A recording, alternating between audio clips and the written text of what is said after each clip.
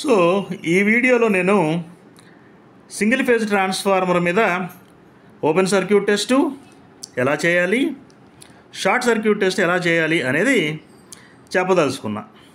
అసలు ఇవి ఎందుకు చేస్తారంటే ఆ సింగిల్ ఫేజ్ ట్రాన్స్ఫార్మర్ యొక్క ఎఫిషియన్సీ కనుక్కోవడానికి, దాని రెగ్యులేషన్ కనుక్కోవడానికి, దాని ఈక్వలెంట్ సర్క్యూట్ యొక్క పారామీటర్స్ కనుక్కోవడానికి వీటిని చేస్తారు. మరి ఎఫిషియన్సీ కావాలంటే లాసెస్ కూడా కావాలిగా. సో ఓసీ టెస్ట్లోనేమో కోర్ లాసెస్ వస్తాయి, ఎస్సీ టెస్ట్లోనేమో కాపర్ లాసెస్ వస్తాయి. సో ఇవన్నీ కూడా క్యాలిక్యులేషన్స్, మరి ప్రొసీజర్స్ అన్నీ కూడా కామెంట్ సెక్షన్లో పెడతాను.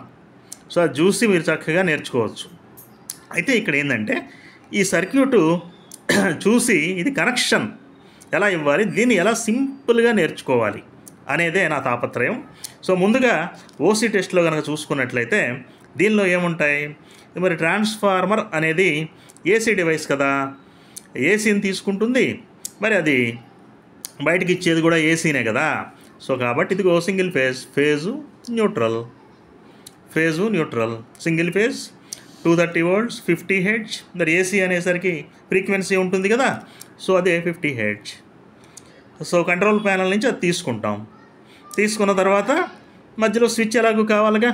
మన కనెక్షన్స్ అన్నీ అయిపోయిన తర్వాత మన మాస్టర్ ఇది ఓకే వెరిఫైడ్ అని చెప్పిన తర్వాత అప్పుడు మాత్రమే స్విచ్ క్లోజ్ చేయాలి. మన ఇష్టం వచ్చినట్టు మనం చేయడానికి వీల్లేదు. కనెక్షన్స్ తప్పులు ఉన్నట్లయితే మరి అవన్నీ కూడా ఇబ్బందులు వస్తాయి తర్వాత. సో కనెక్షన్స్ కరెక్ట్ అని వెరిఫై చేయించుకున్న తర్వాత అప్పుడు మనం తీసుకోవాలి. తర్వాత ఈ సర్క్యూట్ని కాపాడుకోవడానికి ఇదిగో ఫ్యూజు, మన ఇళ్లలో ఫ్యూజ్ పెట్టుకుంటాం కదా, అలాగే ఇక్కడ సర్క్యూట్ని కాపాడుకోవడానికి. మరి ఇక్కడ వచ్చేసరికి ఇదిగో ఆటో ట్రాన్స్ఫార్మర్ అంటే ఏమి లేదు, ఇక్కడ నుంచి 230 volts వచ్చిందనుకోండి, దీన్ని వాడి మనం ఈ ఆటో ట్రాన్స్ఫార్మర్ అనే దాన్ని వాడుకొని మనకి ఎంత వోల్టేజ్ కావాలో అంత వోల్టేజ్ని మనం అప్లై చేసుకోవచ్చు ఈ సర్క్యూట్కి లేదా ఈ ట్రాన్స్ఫార్మర్కి. అంటే ఇక్కడ 230 డైరెక్ట్గా వస్తుంది కదా, ఇది లేదనుకోండి సపోజ్ ఈ ఆటో ట్రాన్స్ఫార్మరు డైరెక్ట్ 230 అనేది అప్లై అవుద్ది కదా. అలా కాకుండా మనకి ఈ ఆటో ట్రాన్స్ఫార్మర్ ఉన్నట్లయితే దీన్ని వేరీ చేసుకుంటూ మనకి 0 నుంచి ఎంత కావాలంటే అంత, 230 కావాలంటే 230, 115 కావాలంటే 150 కంట్రోల్ అనమాట, కంట్రోల్ పెట్టుకుంటాం. ఇది ఆటో ట్రాన్స్ఫార్మర్ సెటప్ ఉంటుందన్నమాట. తర్వాత ఇదిగో ట్రాన్స్ఫార్మర్, ఇదే మన హీరో, ఇదే ట్రాన్స్ఫార్మర్. ఈ ఓసీ టెస్ట్లో ట్రాన్స్ఫార్మర్ ఇదిగో జనరల్గా లో వోల్టేజ్ సైడ్ని మరి ఇన్పుట్ వైపు ఇచ్చుకొని అవుట్పుట్ అనేది ఓపెన్ సర్క్యూట్ టెస్ట్ కాబట్టి ఓపెన్ చేసి ఉంచుతాం, ఓపెన్ సర్క్యూట్ కాబట్టి. తర్వాత దీనిలో కోర్ లాసెస్ మెజర్ చేస్తామని చెప్పాం కదా, మరి లాసెస్ మెజర్ చేయాలి అంటే అది వాట్టుల్లో ఉంటాయి కదా, అందుకని ఇదిగో వాట్ మీటర్. సో దీనిలో వచ్చేటువంటి ఓపెన్ సర్క్యూట్ టెస్ట్లో మరి పవర్ ఫ్యాక్టర్ అనేది చాలా తక్కువ ఉంటుంది కదా, అందుకని లో power factor LPF type watt meter. So ఈ మీటర్స్ గురించి కూడా నేను తర్వాత ఒక వీడియోలో మీకు వివరిస్తాను. ఇక్కడ మనం వాడేది లో power factor watt meter. So ఇప్పుడు వచ్చేసరికి మనకి కనెక్షన్స్ కనుక చూసుకున్నట్లయితే ఇదిగో ఈ ఆటో ట్రాన్స్ఫార్మర్లో ఇదిగో 2 టెర్మినల్స్ ఉన్నాయి అనుకుందాం. ఇక్కడ ఒక టెర్మినల్స్, ఇది బయటకు కనిపిస్తూనే ఉంటాయి, ఇవి మనకి బయటికి కనిపిస్తూనే ఉంటాయి. సో ఏం చేస్తారు అంటే ఆటో ట్రాన్స్ఫార్మర్ టెర్మినల్ నుంచి ఈ 2 టెర్మినల్స్ ఉంటాయి కదా, ఈ రెండింటిని అలా ఉంచండి. తర్వాత ఇదిగో ఫస్ట్ ఫేజ్ నుంచి స్టార్ట్ చేసి ఫ్యూజ్ ఎలాగో సెటప్ చేసే ఉంటుంది. ఫేజ్ నుంచి ఆటో ట్రాన్స్ఫార్మర్ ఇది బయటికి కనిపిస్తూనే ఉంటాయి.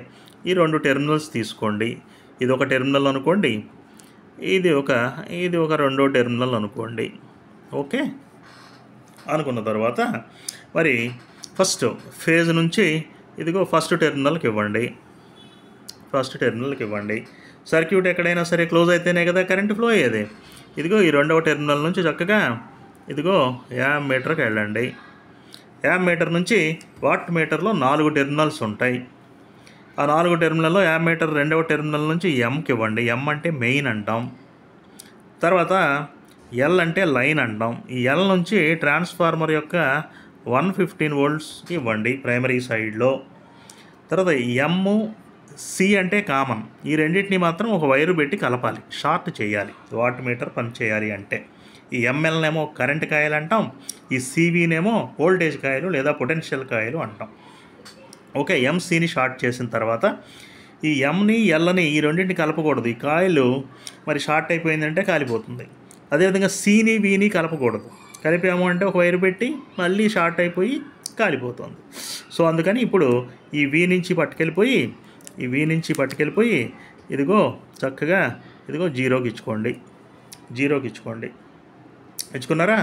ఇప్పుడు ఈ జీరో దగ్గర నుంచి మళ్ళీ వెళ్ళి క్లోజ్ అవ్వాలిగా, ఇది వెళ్ళిపోయి న్యూట్రల్కి ఇచ్చుకోండి. జీరో దగ్గర నుంచి వెళ్ళిపోయి ఇదిగో న్యూట్రల్కి ఇచ్చుకోండి. ఓకే, సో అంతే, అయిపోయింది కదా. ఇదిగో 2 టెర్మినల్స్ ఉంటాయి ఆటో ట్రాన్స్ఫార్మర్కి. ఈ 2 టెర్మినల్స్ నుంచి మరి ఇలా సర్క్యూట్ క్లోజ్ అయిపోయింది. ఇదిగో ఓపెన్ సర్క్యూట్ టెస్ట్. ఇది ఓపెన్, ఎలాగూ ఇది ఓపెన్. సో ఇంతే కనెక్షన్స్. ఓపెన్ సర్క్యూట్ టెస్ట్లో కనెక్షన్స్ ఈ విధంగా ఇవ్వాలి. తర్వాత దీని రీడింగ్స్ ఎలా తీయాలి, క్యాలిక్యులేషన్స్ ఏంటి అనేది కామెంట్ సెక్షన్లో పెడతాను, అది చూసుకోండి. సో తర్వాత షార్ట్ సర్క్యూట్ టెస్ట్ అనేది జనరల్గా ఈ లో వోల్టేజ్ సైడ్ ఏదైతే ఉందో దాన్ని షార్ట్ చేస్తాం. తర్వాత దీని కనెక్షన్స్ కూడా అంతే, దానిలో చేసినట్లుగానే. అయితే ఇక్కడ unity power factor watt meter పెడతాం. ఈ రేటింగ్స్ మారుతాయి, ammeter rating, volt meter rating మారుతాయి. ఇవన్నీ కూడా థియరీలో ఉంటాయి, మీరు చూసుకోవచ్చు. సో ఫేజ్ నుంచి దీనికి కూడా చక్కగా ఇదిగో ఆటో ట్రాన్స్ఫార్మర్ ఒక టెర్మినల్కి ఇస్తారు. ఇదిగో రెండవ టెర్మినల్ నుంచి పట్టుకెళ్ళిపోయి ఇదిగో యామ్మీటర్కి ఇస్తారు. యామ్మీటర్ నుంచి ఎంకి ఇస్తారు.